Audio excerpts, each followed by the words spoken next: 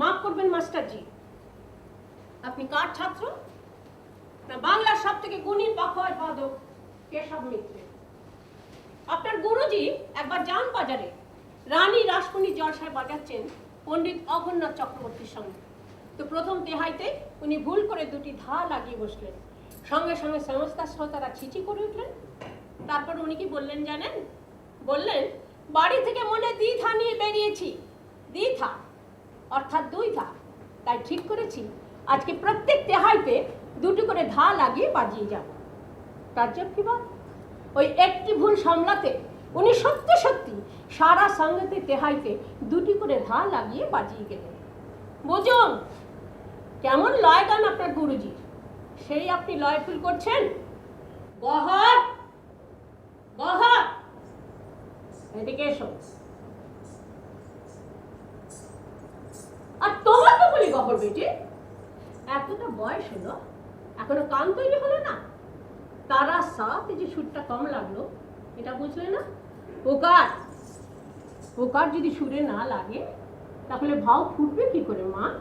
ভাও ভাই তো সব।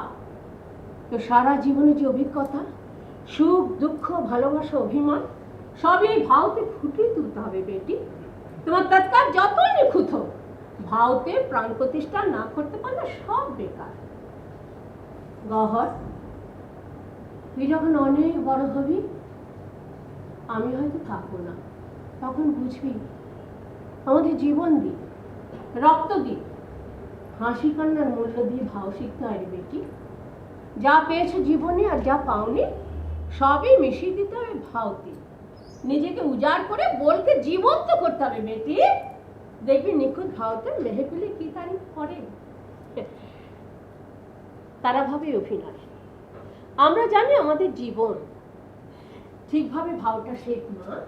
এখানে বল কি বলছি?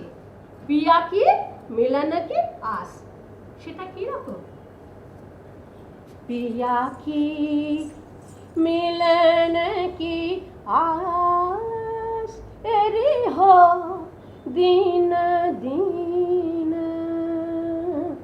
जवाना यूं ही जात। पिया की मिलन की आस तेरी हो दिन दिन,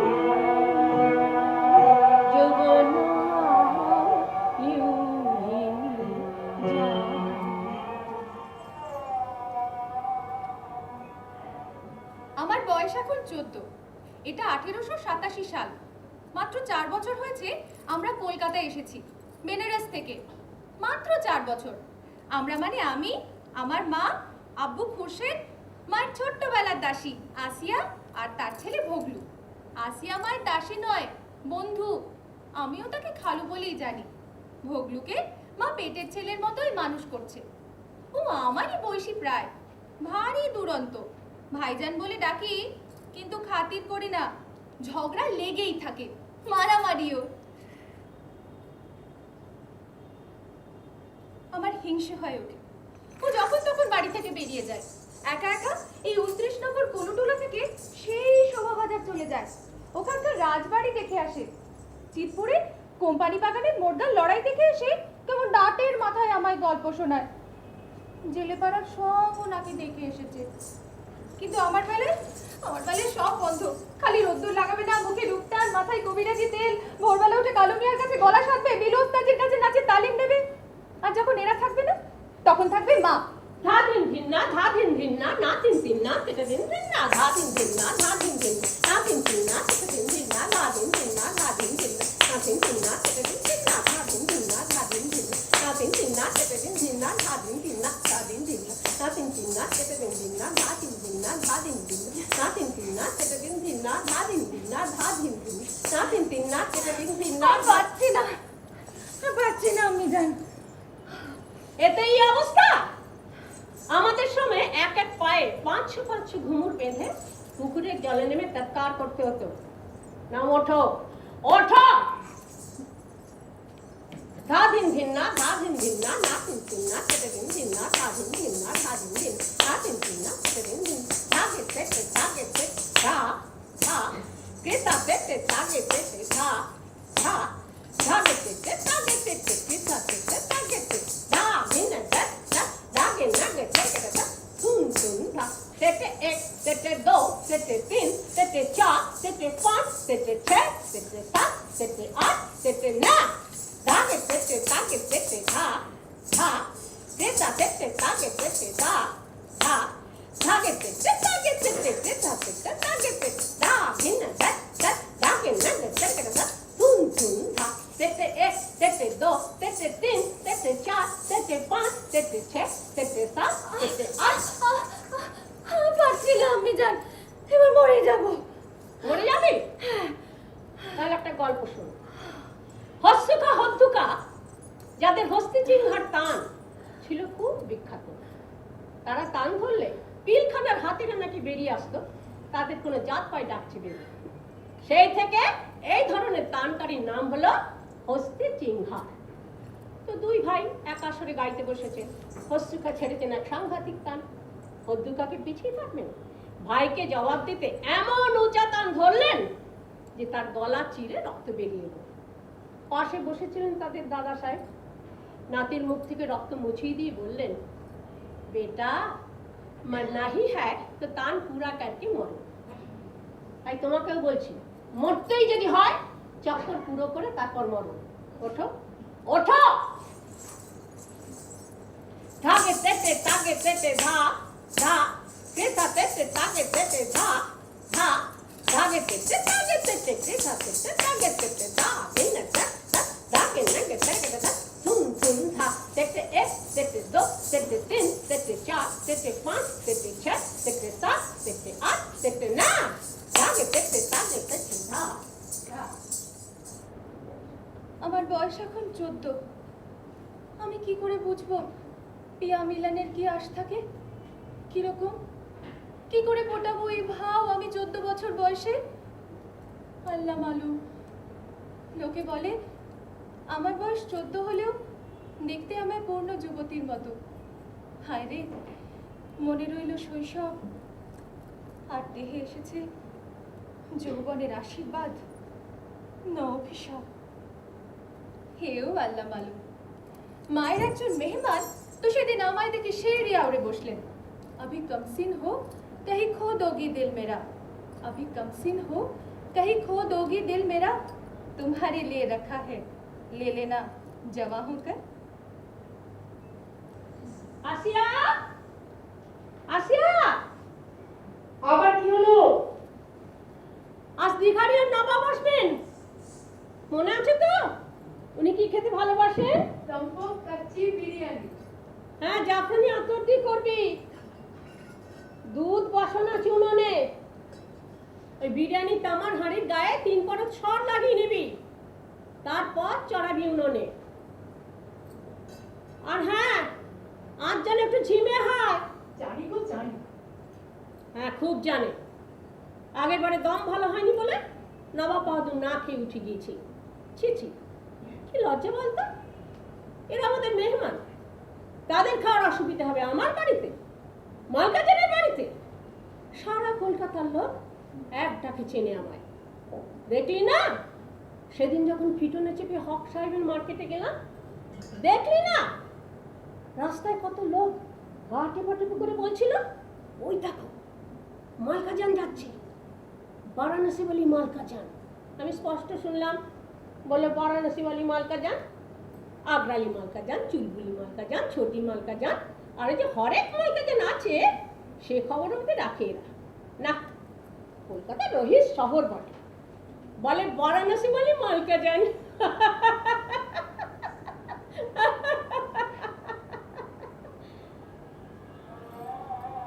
আসিয়া, ও আসিয়া, বেনারসের কথা মনে পড়ে? হ্যাঁ রে, এখনো মন বসাতে পারলি না এখানে? তুই কি রে, কলকাতার মতো শহরে এসো কত ফিল্মকে দেখেছি, সেখানে কি নেই? এমআরএল থিয়েটারে সাহেব মেমেদিন নাটক আছে, ঘোড়দৌড় আছে, কত বড় বড় গাইয়ে বাজিয়েছেন। আর মেহফিল, এক সময় পর পর কতগুলো রাজবাড়িতে বায়না, প্রিন্স দ্বারকানাথ ঠাকুরের বাড়ি, ছাটুবাবু লাটুবাবুদের বাড়ি, জোড়াসাঁকোর রাজবাড়ি, কত নাম করবো বলতো? মেয়ে পেলে সব তাবড় তাবড় লোকেরা পায়ের নিচে লুটিয়ে পড়ছে সব। ভেবে ডাকতো এসেছি মাত্র 4 বছর, কি নেই? পান্না হিরে চুনি মুক্ত উঠো করে দিয়েছে, টাকার ফোয়ারা চড়িয়ে দিয়েছে, কলকাতা আমি সব দিয়েছে সব। তবু বোকা আসিয়া, এখনো মন বসাতে পারলি না এখানে? এখনো না? সন্ধেবেলায় যখন একের পর এক ফেরিয়ালারা হাত দিয়ে যায়,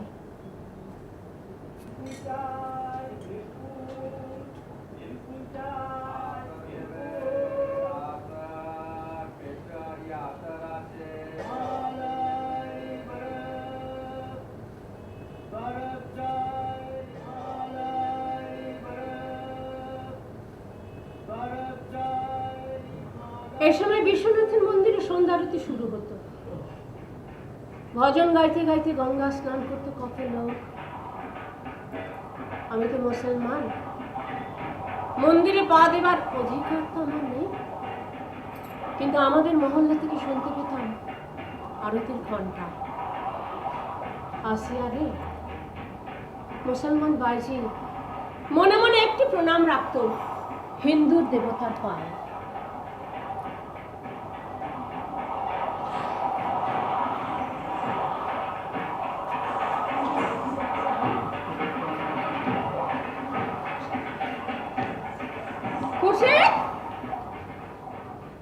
খুরশেদ, শুনছো তুমি? তোমার মেয়েও নবাবের নিমন্ত্রণ পেয়েছে। কার নিমন্ত্রণ? না, যিনি তামাম হিন্দুস্তানের সব থেকে রসিক, সব থেকে সমঝদার, সব থেকে রংদার নবাব ওয়াজিদ আলী শাহ। আর আমার চিন্তা নেই, এর থেকে সুখের আর কি আছে বলো? গহর, গহর কোথায় গেল? আসিয়া, আসিয়া, শুনছিস? শুনছিস?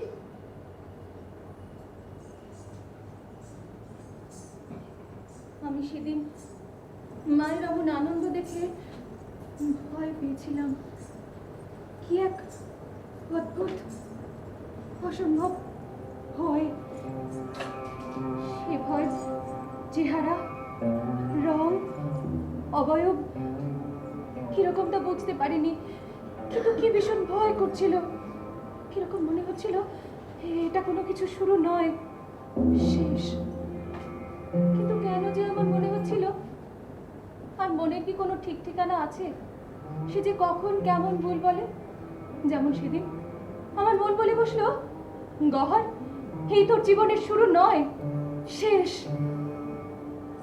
যদি বা কোনোদিন কোনো অন্যরকম জীবনের আশা করেছিলি, ঘুমের পরে কোনোদিন আবছা স্বপ্ন দেখেছিলি, তুই এই আইজি মহল্লা ছেড়ে অন্য কোথাও, অন্য কোনো প্রাণে, আজ তো সব শেষ। তুই ডুবে গেলি বেলোয়ারি ঝাড়, ইত্তর, গোলাপি সারা, মোহর, জহরত, তীরে, পান্না, চুনি, এই সব দিয়ে সাজানো এক লম্বা টানা অন্ধকার সুরঙ্গের মধ্যে। গহর, তুই শেষ হয়ে গেলি, তুই মরে গেলি।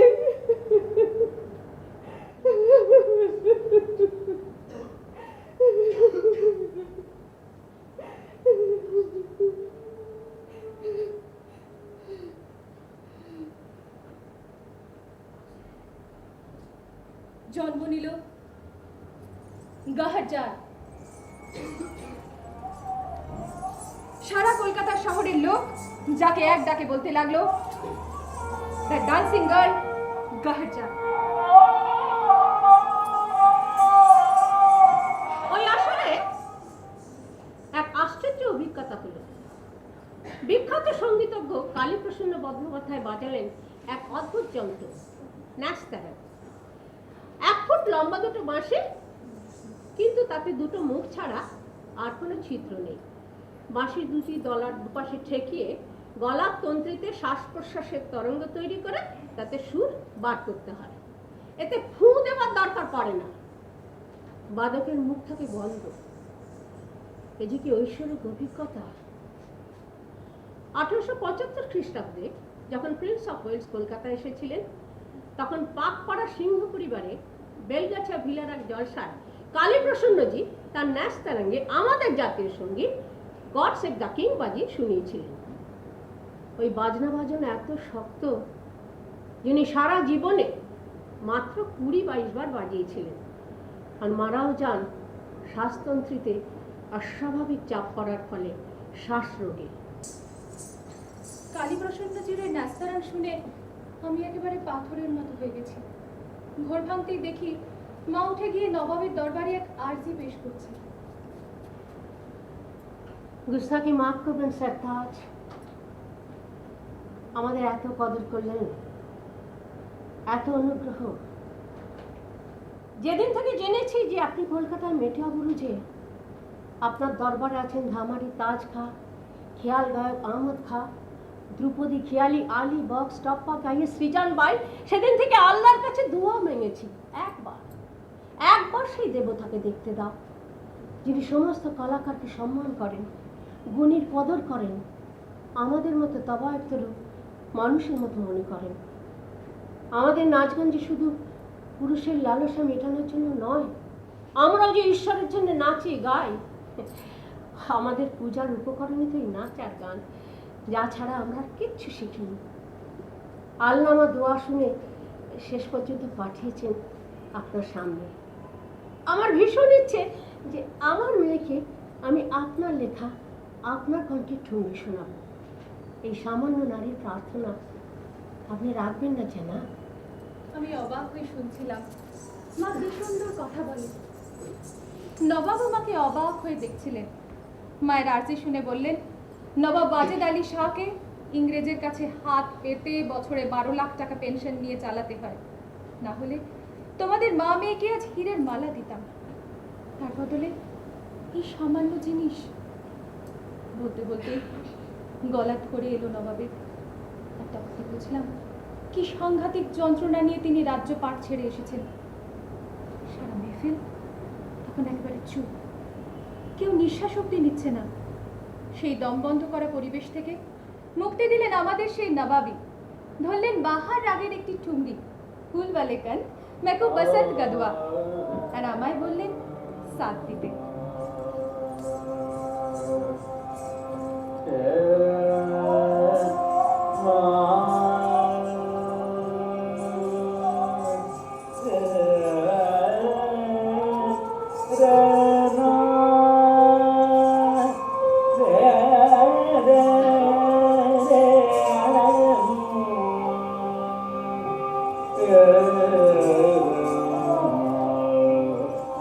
Pulawane kam